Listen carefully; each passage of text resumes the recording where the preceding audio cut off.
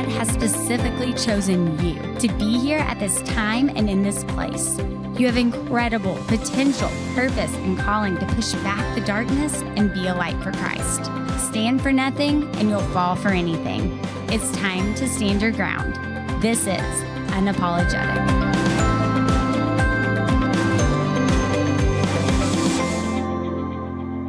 Welcome to another episode of Unapologetic. Today, I'm talking with former software executive turned ministry leader, Kelly Miller. Kelly is the author of the new book, Unexpected Joy, where he talks about his journey of moving to Uganda and meeting God in a way he never knew possible. I can't wait to talk with Kelly about his amazing story and share what he learned with you. Help me welcome Kelly to the show. Kelly, welcome. Thank you so much for being here today. Thanks, Julianne. I'm grateful to be here. Well, we are grateful to have you as well. I want to jump right in. You have an incredible testimony and story that all starts with picking up everything and moving to Uganda. So let's start there. Will you tell us about that? Yeah, I was doing student ministry for a long time, started in 2003. My wife is unable to have kids for a lot of medical reasons, and she has some limitations which make it where we can't adopt. So we did fostering and then found our way into student ministry in 2003. And through many, many years, I went to seminary, not too far from you in Dallas Seminary there in the middle 2000s, and started taking international trips. And we started supporting different organizations, and we started supporting an organization in Uganda. And when we started visiting there, I had the opportunity to meet the founder and the executive director. And in 2015, when they decided to build this incredibly unique school, they needed some people with unique backgrounds and experiences. And so they came to my wife and I to say, hey, would you consider leaving everything and coming to Uganda? And I was like, no, definitely not. I've got all my boxes checked. I'm doing ministry and using my gifts. But my wife was like, I think we should be open to listening to what God might have us do. And so through a course of almost a year, we definitely made the wise decision and said yes to go. Mm-hmm. Well, it sounds like you had a call to ministry even before your journey to Uganda. Do you mind touching on that a little bit about what kind of signs you were looking for and what maybe impacted your decision to get in ministry in the first place? Yeah, I mean, I grew up in the Catholic Church. I had a good experience in the Catholic Church. My wife grew up Southern Baptist from Alabama. And so we were in a little bit of a different Christian culture as we grew up. And we settled on a church after we got married. And I've always felt like in order to engage in growth with the Spirit, we have to engage in our burdens. I just didn't know what my burdens were. And as we started seeing opportunities to serve, God just really pressed on my heart that high school students, which was shocking to me, that teenagers is where I would find my joy serving. And so that's how we kind of got into it with high school ministry. When I got involved in seminary and other things, we started doing some, marriage counseling for engaged couples and doing some adult things as well. But our heart is really with the high school students. I can only imagine how much of an impact it has on your spiritual life to just trust and have faith and pick up everything and turn away from a life to embrace newness. How has this changed your spiritual walk? Has it made you experience God in a profound way? 100%. I think that there's a lot of things that changed, but I think that I became far more aware of how to walk in the Spirit and how that is through a sincere and joyful obedience, not a obligatory obedience that's just following rules for the sake of following rules, and that God has given us his guidance and wisdom for our benefit. And when we embrace that and we engage in the world, in his kingdom, and doing what he says and gratefully and joyfully doing what he says, as Jesus said in the vine and the branches, he abides in us and we can have complete joy. And so, God stripped away a whole bunch of stuff, a whole bunch of layers, and taught me some things that I didn't know about myself while I was there. And I think the result of that is a contentment that I never really knew was possible. Well, I love that you mentioned joy. That's a perfect segue into talking about your new book, Unexpected Joy, Yep. where you mentioned that Americans are increasingly unhappy despite having more of what society considers solutions. Can you expand on that? Right. Just like everything that is created, there's a design and a purpose, and we are created and designed for a purpose. And when we are in alignment, just like any other creation with that purpose, there's harmony. And when we get away from our created purpose, there's disharmony and sometimes chaos and sometimes even kind of disastrous consequences. And so, we have long pursued this materialism as the core of happiness. If you just get enough, have enough, do enough, secure enough, and happiness is there. And it's never been the case in any society. And we have this appendage we call our phones that seem to reinforce this lie about fame and beauty and materialism as the answers to our problems. And it's never been the answer, and it's certainly not the answer today. And I think it's evidenced by the fact that this is not just my opinion as Kelly. It's clinically, this is the most depressed, most lonely generation in history. And we have more access to good teaching. I mean, even this is a podcast and a show, right? Like, we have an abundance of good, healthy teaching, people who have experiences to share and encourage. And yet we have the loneliest generation in history. Well, what do you believe is missing from our pursuit of happiness? I think what's missing is that we adopt or are shaped into the wrong perspectives. And so we look at suffering in the world. We look at our own circumstances. We look at who we are. We look at who God is. We look at all of these important things through the wrong perspectives. And one of the most important perspectives that we miss is God's purpose for the guidance and wisdom that he gives us. And so instead of embracing his gracious gifts of these, I don't even want to call them rules, just guidance for life and wisdom, instead of embracing it as like, why would I not do this? He tells us what to do, how to do it, and gives us the empowering presence of the Spirit to actually accomplish what he's called us to do. And we get the full benefit of joy, and we go, no, I'm good. I'm going to do it my way. I think I've got this figured out. I'm this cool lone wolf hip. I know what I'm doing. I'm down on church and religion. I'm just going to do my Jesus thing. We try to do everything on our own instead of doing it in the way that he's commanded. And that's what's missing, is this surrender to say, God, your way is better. And it's not to compare ourselves to others or achieve or perform our way into his love or grace. It is because he wants us to have his joy in this life.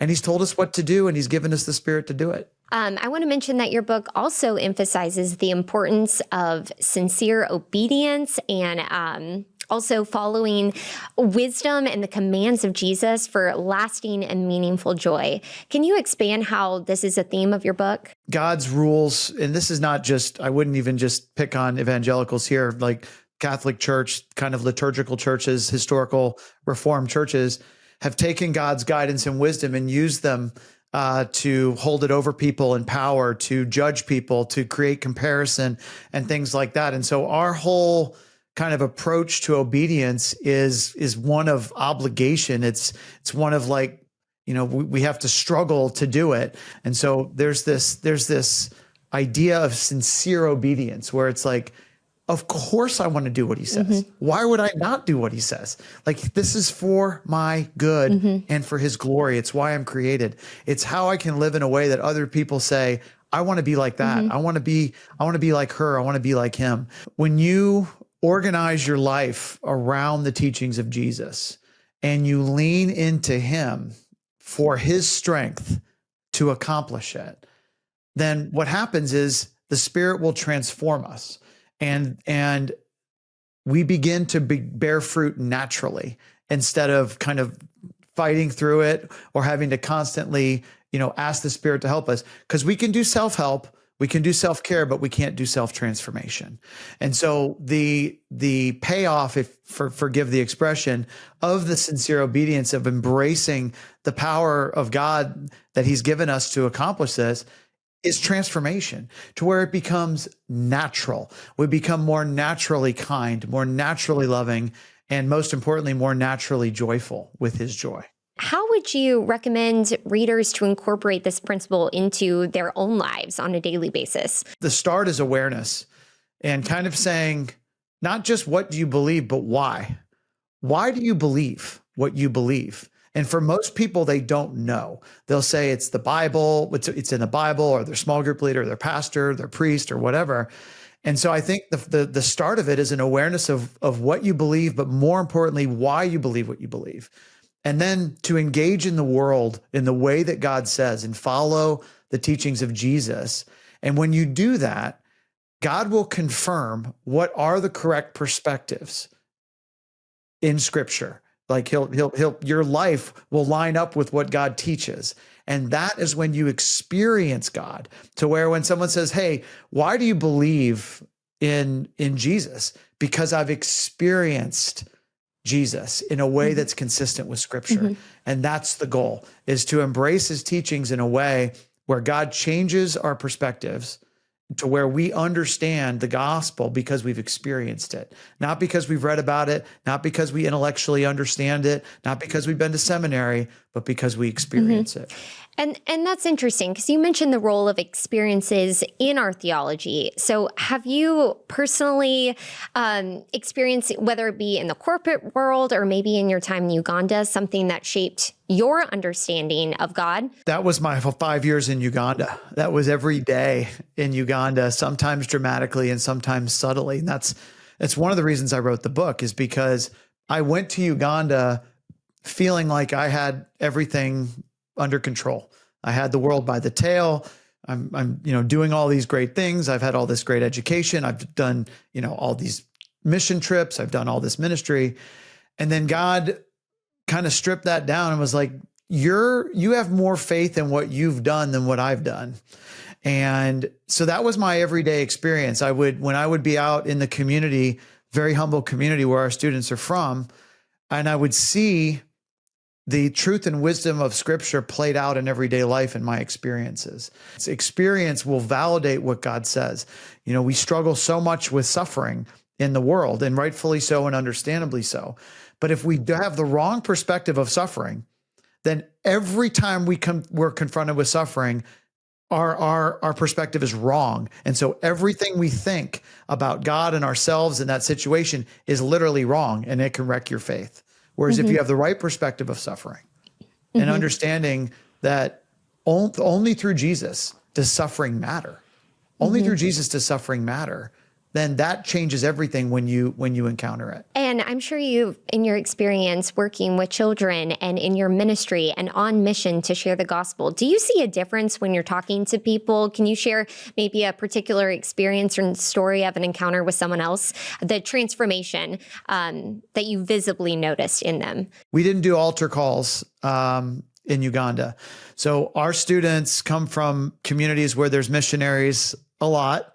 And so most of them have stood up to accept Christ 10, 15 times in their life. And when I interviewed our campus pastor, who was a Ugandan, I remember him saying specifically that Ugandans are tired of hearing the gospel and they need to see it.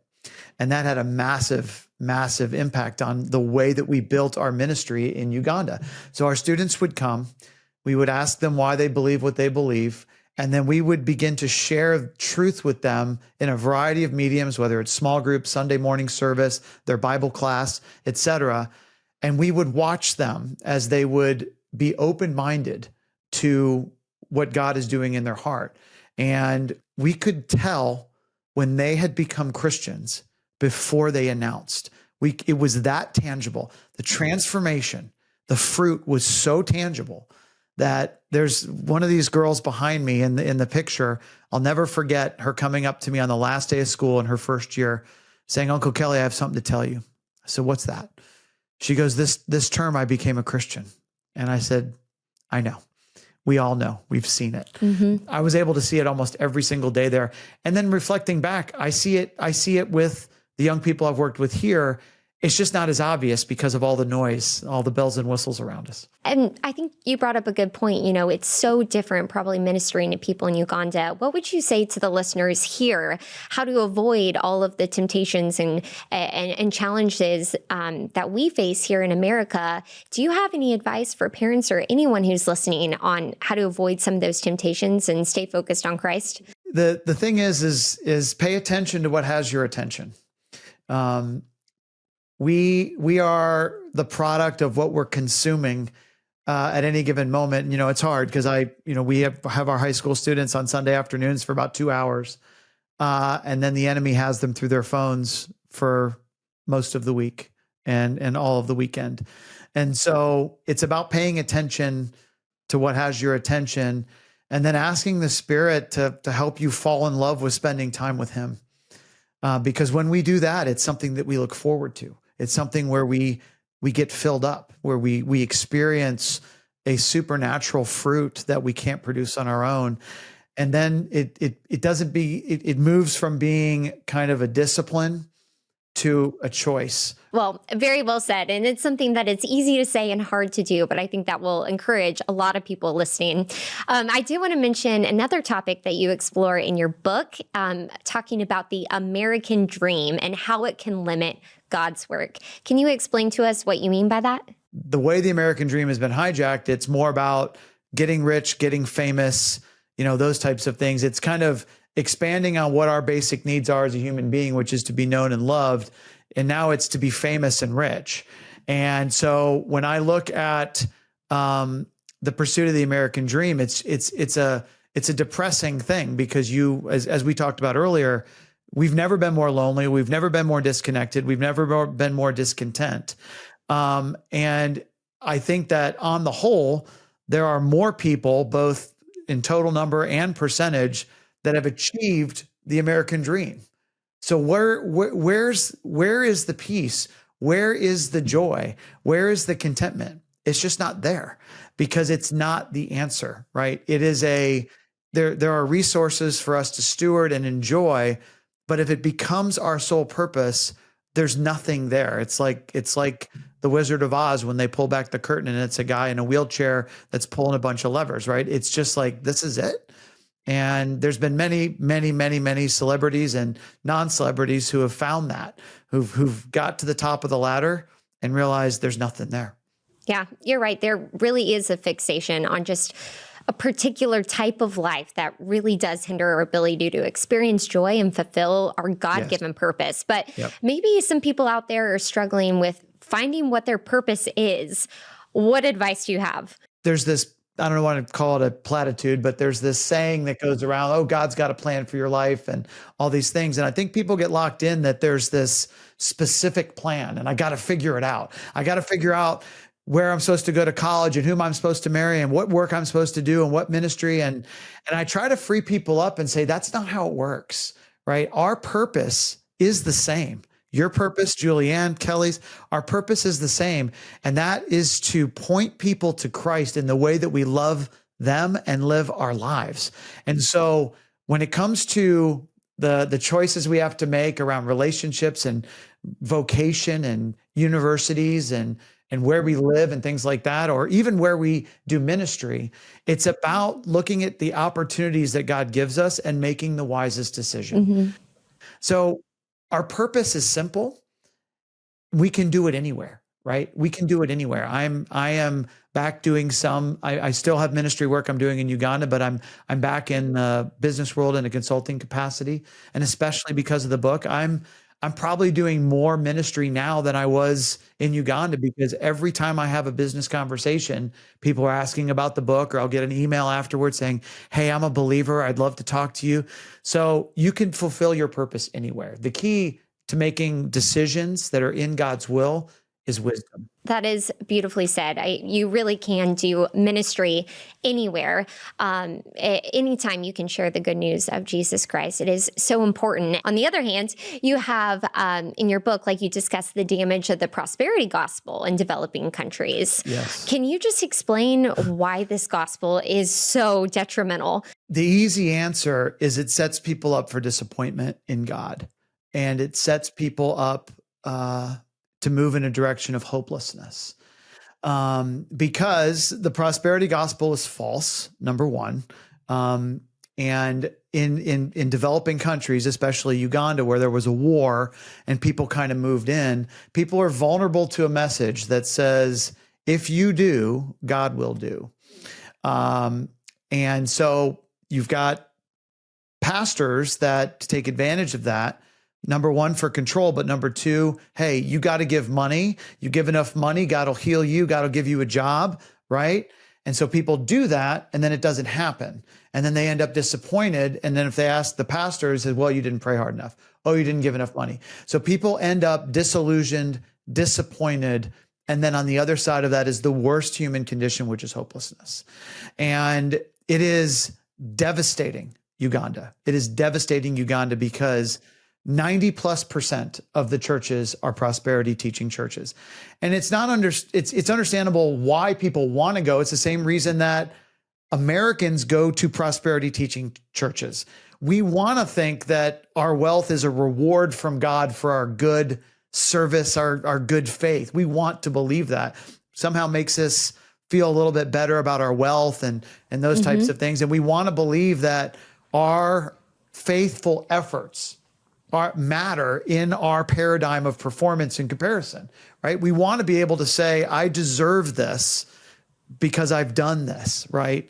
So there's a little bit of prosperity gospel in all of us, if we're honest.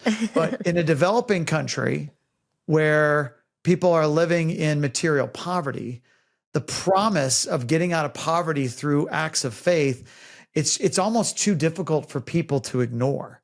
But inevitably, when God doesn't heal for his reasons, it's devastating. And you may know people, I know people even on this side in America who've been told, pray, God will heal. And then God says, no, I'm not going to do it.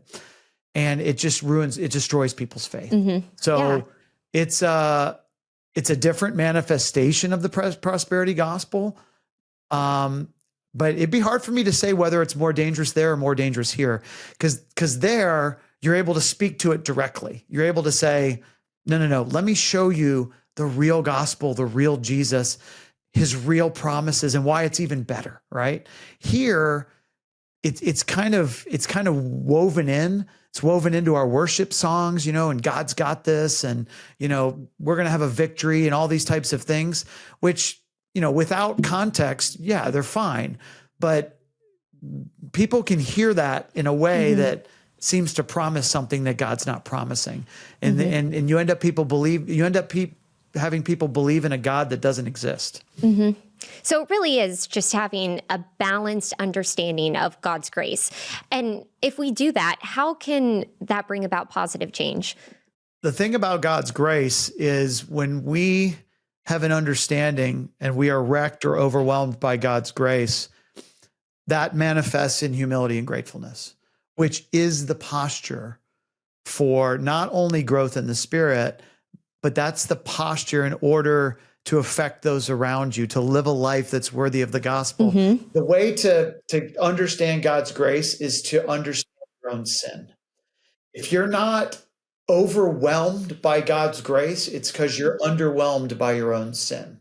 And so being able to understand, not in a way that brings shame or guilt, but in a way that says, in spite of my selfishness and my sinfulness, God loves me and has saved me and has given me the Spirit no matter what I've done or will do. That should overwhelm us to a point of gratefulness and humility that is so obvious to everyone around us that it points to Christ. And so grace is everything. Grace is at the bottom of everything. If we don't get God's grace, then we are completely missing the gospel. Yes. Well, I want to kind of switch gears here as we wrap up, but will you tell us about the 314 community and maybe the story behind founding it? Yeah. So we've all probably sponsored kids in developing countries. Maybe you and your husband have. And there's a very, very difficult reality that most people don't know about. And I say this with zero criticism of any sponsorship organization, because sponsorship organizations play a critical role with young people in the developing world. But the reality is, for Compassion or World Vision or anyone else like that, they can put 500 kids in one school. And so logistically, it's a little bit easier to manage because they're all in one school. It's less expensive. They all live in the same place. But when those 500 kids graduate from secondary school, the harsh reality, not because of a lack of desire or anything like that on part of the sponsorship organization, the reality is that 95% of those kids will just go back to their villages and be poor. And it is a hard thing to hear, and it is a hard reality. And even the ones that do well enough on the government exam to get selected to go to university or a vocational degree program, they usually don't make it because in the honor and shame culture, they come from a village. They're abused is the word they use. They're abused and bullied by the kids in their school. So the kids that go to our school in Uganda are the most remarkable group of young people I've ever been around in my life. And if there's ever going to be a group of students, a generation of students that are going to break the cycle of poverty and change their own country, it's these. So what we do is we come alongside their sponsorship organizations so that when these kids graduate from secondary school, that they can send them wherever the kids want to go. So very often you'll find kids that that do make it through and they all have accounting degrees. Why do they have accounting degrees? Yeah. Not because they love accounting, but because it's an honorable degree. It brings honor to their family in the village, right? So, but there's kids who want to be plumbers and mechanics and doctors and lawyers, and we want those kids to have every opportunity. So what we do is we come alongside the sponsorship organizations in the background. We provide funding so they can send them to university. We provide housing so they can live with other students from our school where there are mentors and there's some discipline and there's some structure and there's discipleship. And then as they move through university, we're going to help them transition into the real world. At the same time, we are working with the community from where our kids come to raise them out of poverty. In February, we will have 50 families that have their own business that is wow, that's themselves. Amazing. Yeah, and it's not propped up by us. They are sustaining themselves. Because the other thing is even if you have a student that goes all the way through and gets a degree and makes good money to sustain a family, all the money goes back to their community because their community is in such material need. So that's what we're doing. We're coming alongside those scholarship organizations to make sure that these kids that we know so well have every opportunity to live in a safe and nurturing environment, get their degrees, and then we'll transition them into the real world. Well, it just sounds incredible. And I can't thank you enough for just giving us a very small glimpse at the incredible ministry work that you are doing in Uganda and now here as well. I can't thank you enough, Kelly, for being on the show today. Thank you so much for your time and your wisdom. I know it will bless so many of our listeners. So thank you so much. And we'll hope to have you back soon. Thank you. Thank you so much for having me. I enjoyed it. Thank you for tuning into this episode of Unapologetic. Remember, you can get episodes like this and more at ptv.org/Julia. Stay connected with Julia and Unapologetic on all social media channels. Go to ptv.org/Julia.